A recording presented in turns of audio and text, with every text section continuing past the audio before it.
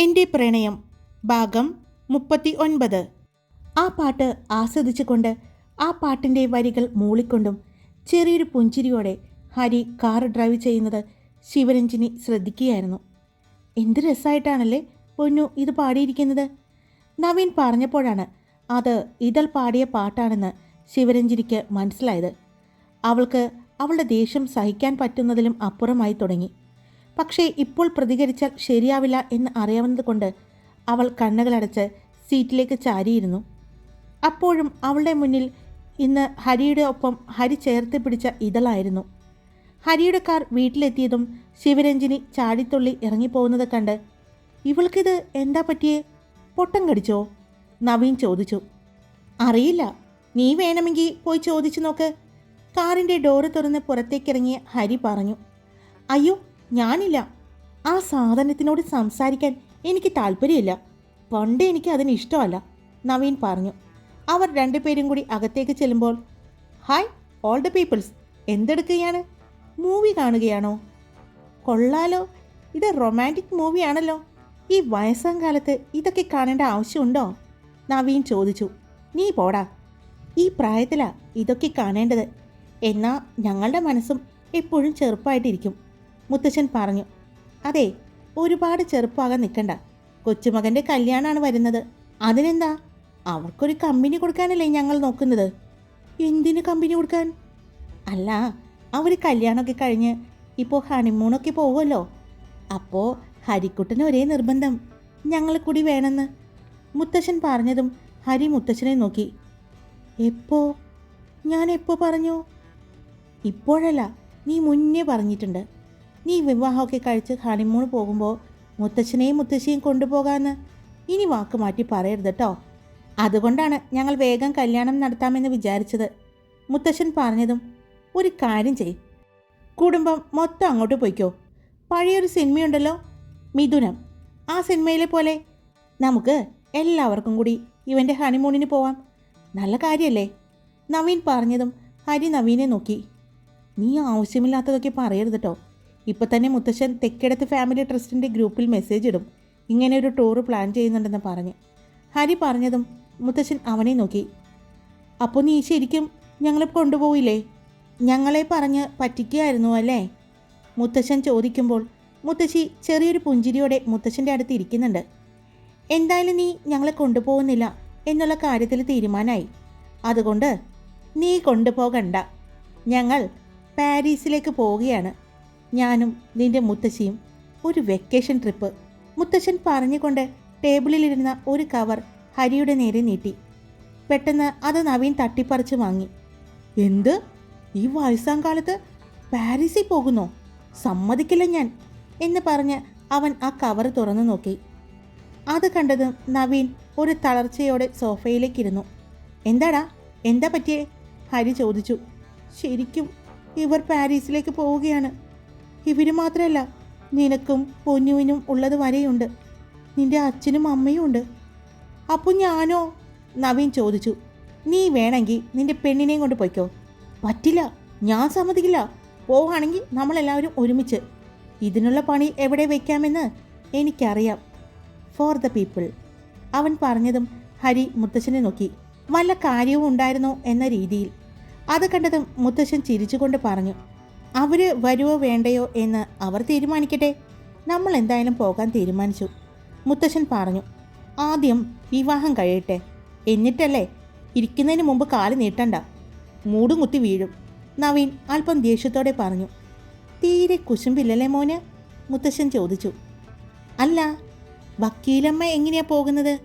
വക്കീലമ്മയ്ക്ക് തിരക്കല്ലേ. ഇവിടെ 100 കൂട്ടം കേസുകളുണ്ട് വക്കീലമ്മയ്ക്ക്. അതുകൊണ്ട് വക്കീലമ്മ വരാൻ സാധ്യതയില്ല. ആ ടിക്കറ്റേ ക്യാൻസൽ ചെയ്യണ്ട. ആ സമയമാകുമ്പോഴേക്കും ഞാനും എൻ്റെ പെണ്ണും ഫ്രീ ആകും. ആ സമയത്ത് അപ്പോൾ വേണമെങ്കിൽ ഞങ്ങൾ സഹായിക്കാം, നവീൻ പറഞ്ഞു. വേണ്ട, സഹായിക്കണ്ട കേട്ടോ, മുത്തശ്ശൻ അവനെ ദേഷ്യം പിടിപ്പിക്കാൻ പറഞ്ഞുകൊണ്ടിരുന്നു. എന്നാൽ മുകളിൽ നിന്നും ഇതെല്ലാം കേട്ട ശിവരഞ്ജിനിക്ക് ആകെ ദേഷ്യം വന്നു. പാരീസ് തൻ്റെ ആഗ്രഹമായിരുന്നു, ഹരിയെയും കൊണ്ട് പാരീസിലേക്ക് പോകണമെന്ന്. മുത്തച്ഛൻ്റെ ഫ്രണ്ട്സ് അവിടെയുണ്ട്. ഒരിക്കൽ അവർ നാട്ടിൽ വന്നപ്പോൾ താൻ കണ്ടിട്ടുണ്ട്. അന്നവർ എല്ലാവരെയും ക്ഷണിച്ചിരുന്നു പാരീസിലേക്ക്. അന്നവർ പറഞ്ഞിരുന്നു ഹരിക്കുട്ടൻ്റെ വിവാഹം കഴിഞ്ഞ് ഹണിമൂൺ പാരീസിലായിക്കോട്ടെ എന്ന്. അവിടെ എല്ലാവിധ സൗകര്യങ്ങളും ചെയ്തു തരാം എന്നൊക്കെ അന്ന് തന്നെ പറഞ്ഞിരുന്നു. അന്ന് തൻ്റെ മനസ്സിൽ കയറിയതാണ് ഹരിയോടൊപ്പം പാരീസിലേക്കുള്ള ഒരു ഹണിമൂൺ യാത്ര.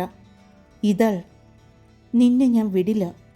എൻ്റെ സ്വപ്നങ്ങളും സന്തോഷങ്ങളും എല്ലാം തട്ടിയെടുക്കാൻ ഞാൻ നിന്നെ അനുവദിക്കില്ല. പാരീസിലേക്ക് പോകും ഞാനും ഹരിയും. നിന്നെ ഒരു പൂവിൻ്റെ വെറും ഒരു ഇതളായി മാത്രം നിന്നെ മാറ്റും. വേണ്ടി വന്ന ആ പൂവിനെ തന്നെ ഞാൻ നശിപ്പിക്കും. അവൾ ദേഷ്യത്തോടെ മനസ്സിൽ പറഞ്ഞ് തിരിഞ്ഞ് റൂമിലേക്ക് നടന്നു. രാവിലെ എല്ലാവരും റെഡിയാക്കാനുള്ള തിരക്കിലാണ്. ഐറ പൊന്നുവിൻ്റെ മുറിയിലേക്ക് വന്നു. അവർ രണ്ടുപേരും ഒരുമിച്ച് സാരി എടുക്കുകയാണ്. പരസ്പരം അങ്ങോട്ടും ഇങ്ങോട്ടും ഉടുപ്പിച്ച് കൊടുക്കുന്നുണ്ട്. അപ്പോഴേക്കും ശ്രദ്ധയും വാണിയും കൂടി വന്നു. നിങ്ങളിതുവരെ റെഡിയായില്ലേ? ഇല്ലടാ, സാരി ഉടുത്തിട്ട് ശരിയാകുന്നില്ല. ടെൻഷൻ അടിച്ചിട്ടാണെന്ന് തോന്നുന്നു, വാണി പറഞ്ഞു. ടെൻഷനോ? ഇന്ന് നിൻ്റെ അല്ലല്ലോ കല്യാണം. നീ ഇതിനെ ടെൻഷൻ അടിക്കുന്നത്? അല്ല, എന്നാലും എന്തോ ഒരു ടെൻഷൻ. ഇങ്ങനെ ആ പൂജയില്ലേ, അവളുടെയും ആ ശിവരഞ്ജിനിയും അവളുടെ മുന്നിലും ഇങ്ങനെ അടിപൊളിയായിട്ട് ചെന്ന് നിൽക്കണമെന്ന് ഒരാഗ്രഹം. അതുകൊണ്ട് അണിഞ്ഞൊരുങ്ങി തന്നെ വേണം ഇന്ന് പോകാൻ. മതി മതി, വാചകടിക്കാതെ വേഗം റെഡിയാകാൻ നോക്ക്. വേഗം 4 പേരും പൊന്നുവിൻ്റെ റൂമിൽ നിന്ന് തന്നെ റെഡിയാവാൻ തുടങ്ങി. റാണി പിങ്ക് സാരിയിൽ വാണിയും, കോപ്പർ ഓറഞ്ച് കളർ സാരിയിൽ ഐറയും, മസ്റ്റർഡ് യെല്ലോ സാരിയിൽ ശ്രദ്ധയും, പാരറ്റ് ഗ്രീൻ ആൻഡ് പിങ്ക് സാരിയിൽ ഇതളും മനോഹരമായി തന്നെ റെഡിയായി. ലൈറ്റായിട്ട് മേക്കപ്പും ആൻറ്റിക് ജ്വല്ലറി ഐറ്റംസും ഇട്ട് 4 പേരും ഭംഗിയായി തന്നെ റെഡിയായി. അപ്പോഴേക്കും മുത്തശ്ശി അങ്ങോട്ട് വന്നു. കയ്യിൽ മുല്ലപ്പൂവുണ്ട്. ഇതാ മക്കളെ, ഇപ്പോൾ തരുൺ കൊണ്ടുവന്ന് തന്നതാണ് എന്ന് പറഞ്ഞ് മുത്തശ്ശി അങ്ങോട്ട് കയറി വന്നതും 4 പേരെയും കണ്ട് കണ്ണിമ വെട്ടാതെ നോക്കി നിന്നു.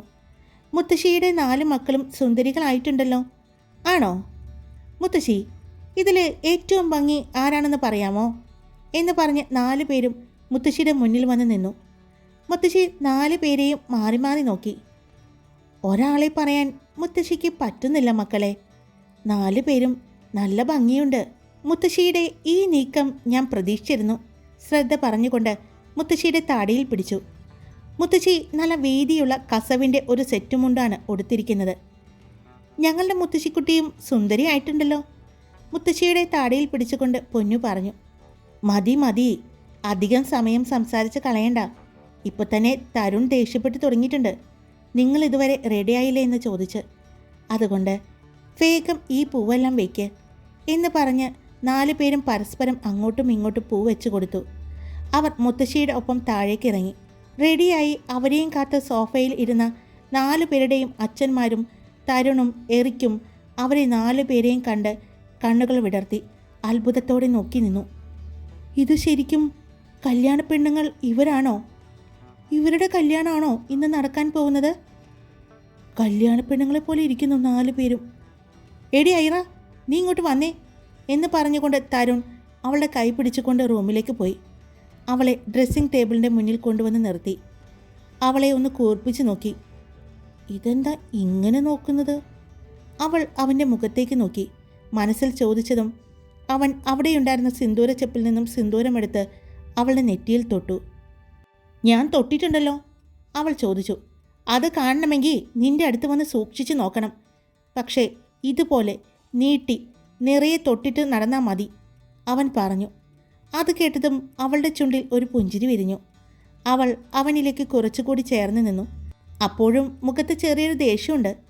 അത് കണ്ടതും അവൾ അവൻ്റെ 2 തോളിലും കൈവച്ചുകൊണ്ട് അവൻ്റെ പിൻകഴുത്തിൽ പിടിച്ച് അവളുടെ മുഖം അവൻ്റെ മുഖത്തോടടുപ്പിച്ചു. പതിയെ കാൽവിരൽ ഉയർന്നു പൊങ്ങി അവൻ്റെ ചുണ്ടിൽ ഒന്ന് ചുംബിച്ചു. അവൻ്റെ കൈകൾ അവളുടെ ഇടുപ്പിൽ ചേർന്നു. അവളെ 2 കൈയാലും ചേർത്ത് പിടിച്ച് അവനും അവളുടെ ചുണ്ടുകളെ നുണഞ്ഞു. പെട്ടെന്ന് റൂമിൻ്റെ വാതിക്കൽ, അയ്യേ, നിങ്ങൾക്കിതിന് നേരവും കാലവും ഒന്നുമില്ലേ? അതും ചോദിച്ചുകൊണ്ട് തിരിഞ്ഞു നിൽക്കുന്ന വാണിയെ കണ്ടതും അവർ 2 പേരും വേഗം അടർന്നു മാറി. തരുൺ ഒരു കള്ളച്ചിരിയോടെ ഐറയെ നോക്കി. ഇങ്ങോട്ട് വാടി, കണ്ണും നോക്കി നിൽക്കുന്നു എന്ന് പറഞ്ഞ് വാണി അവളുടെ കയ്യിൽ പിടിച്ചുകൊണ്ട് വാതിലിനടുത്തേക്ക് നടന്നു. ഇത് നേരത്തെ തന്നിരുന്നെങ്കിൽ നിന്റെ ചുണ്ടിലെ ലിപ്സ്റ്റിക്ക് ഒഴിവാക്കാമായിരുന്നു, വാണി പറഞ്ഞതും അവളൊന്ന് പുഞ്ചിരിച്ചു. ഇങ്ങോട്ട് വാ, ഞങ്ങളെല്ലാവരും കൂടി സെൽഫി എടുക്കാൻ നിൽക്കാണ്. അതും പറഞ്ഞ് അവർ 4 പേരും മുറ്റത്തേക്ക് ഇറങ്ങി. ഫോണിൽ കുറേ സെൽഫികൾ എടുക്കാൻ തുടങ്ങി. അപ്പോഴാണ് അവരുടെ മുറ്റത്തേക്ക് 2 കാറുകൾ വന്ന് നിൽക്കുന്നത്. പൊന്നുവേ, നിനക്കുള്ള പണി വന്നു. അത് ഹരിയായിരുന്നു. പുറകിലെ കാറിൽ ഹരിയുടെ വീട്ടുകാരും. പുറത്തുനിന്ന് ഫോട്ടോ എടുക്കുന്ന പൊന്നുവിനെ കണ്ട ഹരിയുടെ കണ്ണുകൾ വിടർന്നു. ഗ്രീൻ ആൻഡ് പിങ്ക് സാരിയിൽ അവൾ സുന്ദരിയായിരുന്നു. അവളെ കണ്ട മുത്തച്ഛൻ്റെയും മുത്തശ്ശിയുടെയും ഹരിയുടെയും അച്ഛൻ്റെയും അമ്മയുടെയും മുഖത്ത് സന്തോഷമായിരുന്നു. അവരെ കണ്ടതും അവൾ അവരുടെ അടുത്തേക്ക് ചെന്നു. പുറത്തെ കാറിൻ്റെ ശബ്ദം കേട്ട് അകത്തുനിന്ന് വന്ന എല്ലാ അച്ഛന്മാരും അവരെ കണ്ട് അവരെ അകത്തേക്ക് സ്വീകരിച്ചു. അപ്പോഴേക്കും അമ്മമാരെല്ലാവരും റെഡിയായി വന്നു. നിങ്ങളിവിടെ ഉണ്ടായിരുന്നോ? ഹരിയുടെ അമ്മ ചോദിച്ചു. രാവിലെ ഇങ്ങോട്ട് പോന്നു. കുട്ടികളെല്ലാവരും ഇങ്ങോട്ട് പോന്നപ്പോൾ ഞങ്ങളും അവരുടെ കൂടെ പോന്നതാണ്, വാണിയുടെ അമ്മ പറഞ്ഞു. എന്നാൽ പിന്നെ ഇറങ്ങാറായില്ലേ? എത്ര മണിക്കാ അവിടെ മുഹൂർത്തം പറഞ്ഞിരിക്കുന്നത്? 11 മണിക്കാണ്, പൊന്നുവിൻ്റെ അച്ഛൻ പറഞ്ഞു. എന്നാൽ നമുക്ക് ഇറങ്ങാം. എല്ലാവരും റെഡിയല്ലേ? ശ്രദ്ധയുടെ അച്ഛൻ ചോദിച്ചതും എല്ലാവരും റെഡിയാണെന്ന് പറഞ്ഞു. ഹരി പൊന്നുവിനെ അവൻ്റെ അടുത്തേക്ക് വിളിച്ചു. അത് എന്തിനാണെന്ന് മനസ്സിലായ മുത്തച്ഛൻ അവന് അവൻ്റെ പെണ്ണിനെയും കൊണ്ട് പോകാൻ വേണ്ടിയാണ് ഒറ്റയ്ക്ക് ഒരു കാറിൽ വന്നത്. ഞങ്ങളോട് വേറെ കാർ എടുത്തോളാനും പറഞ്ഞു. മുത്തച്ഛൻ പറഞ്ഞതും എല്ലാവരും ചിരിച്ചു. എന്നാൽ മോള് ഹരിയുടെ ഒപ്പം പൊയ്ക്കോ, പൊന്നുവിൻ്റെ അച്ഛൻ പറഞ്ഞു. അതേ അളിയാ, ഈ ബസ് സ്റ്റോപ്പിൽ വന്ന് കൊണ്ടുപോകുന്ന ആ പരിപാടിയില്ലേ കോളേജിൽ പോകുമ്പോൾ, അത് വേണ്ട. ഇവിടെ വന്ന് തന്നെ കൊണ്ടുപോയിക്കോ. കൊണ്ടുവന്ന് ഇവിടെ തന്നെ വൈകിട്ട് ആക്കിയാൽ മതി. വെറുതെ റോഡിൽ എന്തിനാ അളിയനെ കാത്തു നിർത്തുന്നത്? തരുൺ എറിക്കിൻ്റെ തോളിൽ കൈയിട്ടുകൊണ്ട് പറഞ്ഞതും ഹരി അവനെ നോക്കി. എന്താ നീ പറയുന്നേ? പൊന്നുവിൻ്റെ അമ്മ ചോദിച്ചതും അമ്മയ്ക്ക് മനസ്സിലായില്ലേ? നമ്മുടെ പൊന്നു ഇപ്പോൾ കോളേജ് ബസ്സിലാണ് പോകുന്നത്, എറിക്കാണ് പറഞ്ഞത്. കോളേജ് ബസ്സിലോ? ഇവർ 4 പേര് ഒരുമിച്ചല്ലേ പോകുന്നത്? അതെ, പക്ഷേ ഇവിടെ നിന്നിറങ്ങി കുറച്ച് ദൂരം കഴിയുമ്പോൾ ഒരു കോളേജ് ബസ് വരും. ആ ബസ്സിൻ്റെ ഡ്രൈവർ ഈ നിൽക്കുന്ന ഹരിരുദ്രദേവാണ് എന്ന് മാത്രം. അതുപോലെ വൈകിട്ടും കോളേജ് വിട്ട് അവളെ കൊണ്ടുവന്നാക്കും. തരുൺ പറഞ്ഞതും പൊന്നു വേഗം തല താഴ്ത്തി നിന്നു. അച്ഛനും അമ്മയും അറിഞ്ഞാൽ എന്ത് പറയും എന്നുള്ള ചെറിയൊരു പേടിയുണ്ടായിരുന്നു. അപ്പോൾ അത് നിങ്ങൾക്കറിയില്ലായിരുന്നോ? ഞങ്ങൾക്കറിയായിരുന്നല്ലോ, ഹരിയുടെ മുത്തശ്ശിയാണ് പറഞ്ഞത്. ഇല്ല, ഞങ്ങളിതിപ്പോൾ അറിയുന്നേ ഉള്ളൂ, പൊന്നുവിൻ്റെ അച്ഛൻ പറഞ്ഞു. ആഹാ, അപ്പോൾ ഇങ്ങനെയൊക്കെ സംഭവം ഉണ്ടായിരുന്നു അല്ലേ? വാണിയുടെ അച്ഛനാണ് പറഞ്ഞത്. ഇനിയിപ്പോൾ അത് വേണ്ട. തരുൺ പറഞ്ഞതുപോലെ ഇവിടെ വന്ന് രാവിലെ കൊണ്ടുപോയിട്ട് തിരിച്ച് കൊണ്ടുവന്നാക്കണം, കേട്ടല്ലോ? വാണിയുടെ അച്ഛൻ ചിരിച്ചുകൊണ്ട് പറഞ്ഞു. അത് കേട്ടതും പൊന്നു അവളുടെ അച്ഛനെയും അമ്മയെയും നോക്കി. അവരും പുഞ്ചിരിച്ചുകൊണ്ട് നിൽക്കുന്നത് കണ്ടതും അവൾക്ക് ആശ്വാസം തോന്നി. നിന്നോട് ആര് പറഞ്ഞു? അച്ഛൻ തരുണിനോട് ചോദിച്ചു. നിരഞ്ജനാണ് എന്നോട് പറഞ്ഞത്. വെറുതെ ആളുകളെ കൊണ്ട് പറയിപ്പിക്കണ്ടെന്ന്. അവനോട് ആരോ ചോദിച്ചു എന്ന്, അവളെ ആരാണ് ഇങ്ങനെ കൊണ്ടുവന്നാക്കുന്നതും പോകുന്നതും എന്ന്. തരുൺ അത് പറഞ്ഞതും ഹരിയും പൊന്നും പരസ്പരം നോക്കി. അപ്പോൾ അവൻ പണി തന്നു തുടങ്ങി. ശ്രദ്ധ അടുത്തുനിന്ന വാണിയോട് പറഞ്ഞു. പിറ്റേ ദിവസം ഞാൻ ശ്രദ്ധിച്ചു. അപ്പോഴാണ് എനിക്ക് നമ്മുടെ ഹരിക്കുട്ടനാണെന്ന് മനസ്സിലായത്. തരുൺ ചിരിച്ചുകൊണ്ട് പറഞ്ഞതും ഹരി അവനെ നോക്കി ഒന്ന് പുഞ്ചിരിച്ചു. മതി മതി സംസാരിച്ച് നിന്നത്, വാ പോകാൻ നോക്കാം എന്ന് പറഞ്ഞ് എല്ലാവരും ഇറങ്ങി. ഹരിയുടെ കാറിൽ പൊന്നു കയറി. എല്ലാവരുടെയും കാറുകൾ അവിടെ നിന്നും കൺവെൻഷൻ സെൻറ്ററിലേക്ക് പുറപ്പെട്ടു. ഹരിയേട്ടാ, ശിവരഞ്ജിനിയെ കണ്ടില്ലല്ലോ, പൊന്നു ചോദിച്ചു. എന്നാൽ ഡ്രൈവ് ചെയ്യുമ്പോൾ ഇടയ്ക്കിടെ പൊന്നുവിനെ നോക്കുന്ന ഹരി അവൾ ചോദിക്കുന്നത് കേൾക്കാത്തതുപോലെ ഇടയ്ക്കിടെ അവളെ നോക്കിക്കൊണ്ട് ഡ്രൈവ് ചെയ്യുന്നുണ്ട്. എന്താ ഹരിയേട്ട ഇങ്ങനെ നോക്കുന്നേ? എന്തിനാ നോക്കുന്നതെന്നോ? ശരിക്കും ഇന്ന് നമുക്ക് വിവാഹം കഴിച്ചാലോ പൊന്നു? നിന്നെ കാണാൻ ശരിക്കും ഒരു ബ്രൈഡിനെ പോലെയുണ്ട്. നല്ല ഭംഗിയുണ്ട്. ഈ സാരി എൻ്റെ പെണ്ണിന് നന്നായി ചേരുന്നുണ്ട്. അവൻ്റെ വാക്കുകളിലെ ആ സന്തോഷവും ആഹ്ലാദവും അവൾ തിരിച്ചറിഞ്ഞു. ഹരിയേട്ടനെയും കാണാൻ നല്ല ഭംഗിയുണ്ട്, അവൾ പറഞ്ഞു. എന്നാ പിന്നെ ആ മുഹൂർത്തത്തിൽ തന്നെ നമുക്ക് താലി കെട്ടിയാലോ? അവൻ ചോദിച്ചതും അവൾ ചെറുതായി പുഞ്ചിരിച്ചു.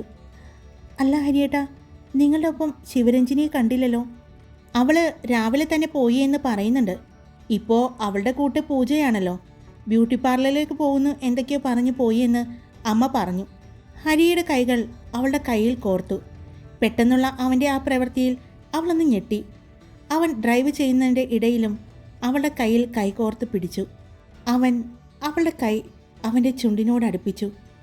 അവളുടെ കയ്യിൽ അവനൊന്ന് ചുംബിച്ചു. ഇത് ഇങ്ങനെയെങ്കിലും തന്നില്ലെങ്കിൽ ഞാൻ തളർന്നു പോവും. പിടിച്ചു നിൽക്കാൻ പറ്റുന്നില്ല എനിക്ക്. ഹരി പറയുന്നത് കേട്ടതും പൊന്നുവിന് ചിരി വന്നു. എല്ലാവരും കൺവെൻഷൻ സെൻറ്ററിലെത്തി. അവിടെ എല്ലാവരെയും സ്വീകരിക്കുന്നുണ്ട്. ചെക്കൻ നേരത്തെ എത്തിയെന്ന് നിരഞ്ജൻ്റെ അമ്മയെയും സഹോദരിയെയും കണ്ടപ്പോൾ മനസ്സിലായി. കാറ് പാർക്ക് ചെയ്ത് ഹരിയും പൊന്നുവും പുറത്തേക്കിറങ്ങി. അപ്പോഴേക്കും വാണിയും ശ്രദ്ധയും അങ്ങോട്ട് വന്നു. തരുണിൻ്റെ കയ്യിൽ പിടിച്ച് ഐറയും. നവീൻ്റെ കാറിൻ്റെ അടുത്ത് സംസാരിച്ചു കൊണ്ടിരുന്ന നവീനും എറിക്കും അവരെ കണ്ടതും വേഗം അങ്ങോട്ട് വന്നു. എറിക്ക് വേഗം വന്ന് വാണിയുടെ കയ്യിൽ പിടിച്ചു. നവീൻ ശ്രദ്ധയുടെ കയ്യിലും പിടിച്ചു. ഇതെന്താ ഇങ്ങനെ? പെട്ടെന്നുള്ള അവരുടെ ആ പ്രവൃത്തി കണ്ട് അങ്ങോട്ട് വന്നുകൊണ്ട് വിനായക് ചോദിച്ചു. എന്തിനാ ഇവളുമാർ ഇത്രയും ഒരുങ്ങിയിരിക്കുന്നത്? നവീൻ ചോദിച്ചതും ശ്രദ്ധ അവനെ ഒന്ന് നോക്കി. നോക്കണ്ട, ഇന്ന് നിങ്ങളുടെ കല്യാണമൊന്നും അല്ലല്ലോ, പിന്നെ എന്തിനെങ്ങനെ ഒരുങ്ങിയിരിക്കുന്നത്? മനുഷ്യൻ്റെ ടെൻഷൻ അടുപ്പിക്കാനായിട്ട്. നവീൻ പറഞ്ഞതും പെൺകുട്ടികളെല്ലാവരും പരസ്പരം നോക്കി.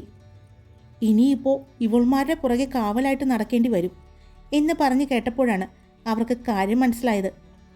ഞങ്ങൾ സുന്ദരിയായിട്ട് ഒരുങ്ങിയാലല്ലേ ഞങ്ങളെ കെട്ടാൻ പോകുന്നവർക്ക് അതിൻ്റെ ഗമയൊക്കെ വേണ്ടേ? അതിന് ഇങ്ങനെ സങ്കടപ്പെടുകയാണോ വേണ്ടത്? ഗമയ്ക്കൊന്നും ഒരു കുറവില്ല. പക്ഷേ നിങ്ങളെ നോക്കുന്നവരിൽ നിന്നും രക്ഷപ്പെടുത്തേണ്ട കാര്യം ഓർക്കുമ്പോഴാണ്. അവൻ അവൻ്റെ ആണെന്നുള്ള തെളിവിന് സിന്ദൂരം നീട്ടി ചാർത്തിയിട്ടുണ്ട്, ഇതുവരെ ഇല്ലാത്തതുപോലെ.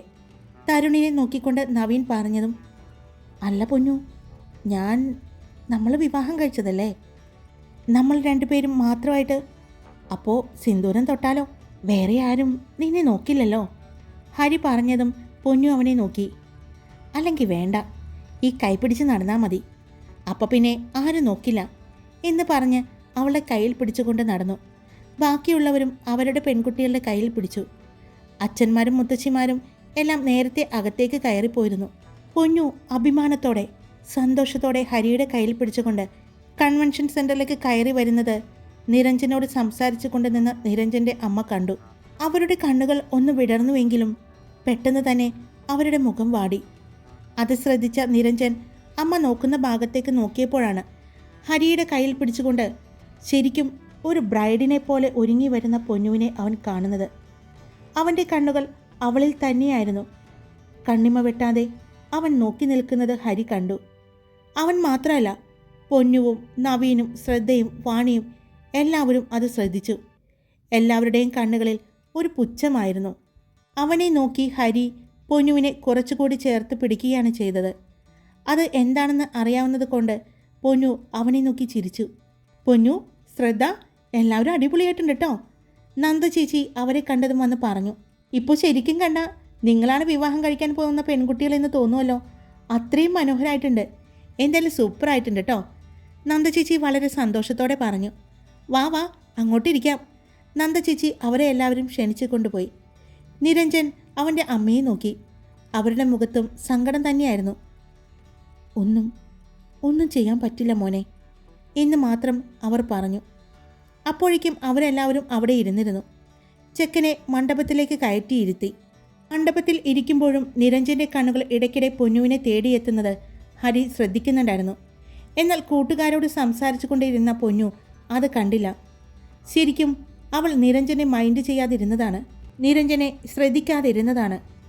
അവൾ ഒരിക്കൽ പോലും അവൻ്റെ മുഖത്തേക്ക് നോക്കാൻ അവൾക്ക് താല്പര്യമുണ്ടായിരുന്നില്ല.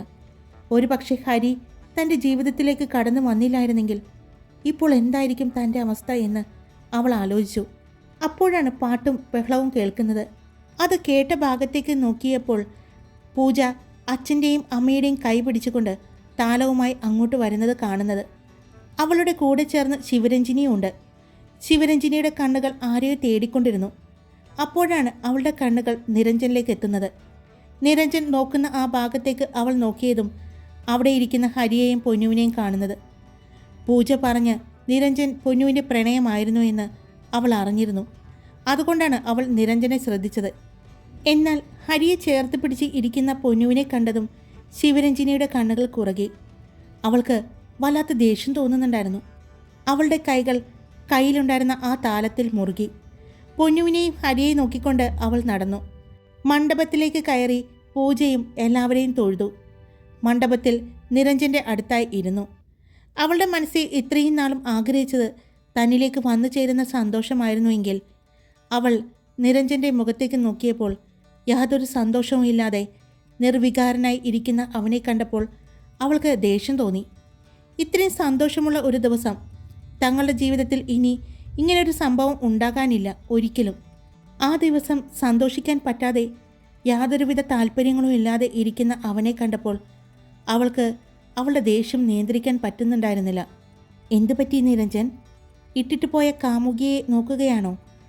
അവൾ അവനോട് ചേർന്നിരുന്നു കൊണ്ട് ചോദിച്ചതും അവൻ്റെ മുഖത്ത് ദേഷ്യം വിരിയുന്നത് അവൾ കണ്ടു. അവൾ ഇട്ടിട്ട് പോയതല്ല, ഞാൻ വേണ്ടാന്ന് വെച്ചത് അവളെ. അങ്ങനെ ഞാൻ വേണ്ടാന്ന് വെച്ചത് കൊണ്ടാ ആ സ്ഥാനത്ത് നീ കയറിയിരിക്കുന്നത്. നിരഞ്ജൻ പൊന്നുവിനെ ചേർത്ത് പിടിച്ചിരിക്കുന്ന ഹരിയെ കണ്ട ആ ദേഷ്യം അത് പൂജയോട് തീർക്കുകയായിരുന്നു. ഹായ്, എല്ലാവരും സുഖമായിട്ടിരിക്കുന്നോ? ഞാൻ സുഖമായിട്ടിരിക്കുന്നു. അപ്പോൾ സ്റ്റോറി ഇട്ടിട്ടുണ്ട്.